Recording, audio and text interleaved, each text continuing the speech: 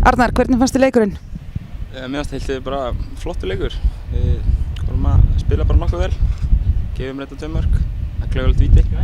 En annars var þetta bara, já, mjög sátt með leikinn. Hvernig hefur undirbúningstímabilið gengið hingað til? Þetta búið að vera strembið eins og alltaf náttúrulega. Janúar og febrúar eru erfið mánuðir en þetta bara búið að vera, við erum að fínu róli. Við erum að bæta okkur alltaf, þannig að, jú, bara búið að ganga mjög gott. Hvað hefur breyst eftir að Gulli tóku liðinu? Gulli tók náttúrulega við svolítið brotnu liði eftir erfitt sumar í fyrra. Þannig að held ég að hans aðalhlutverk hafi verið að þjappa fólk aftur saman. Fá svona samstöðun aftur í gang og það virðist verið að ganga ágætlega. Telur þú að IA hefði burði til að fara beintið aftur upp í Pepsi-deildina í sumar? Að loknum móti? Já, ekki spurning. Ég nenni ekki að vera í svona sem að vera í toppbaráttu, þannig að, já, klárlega.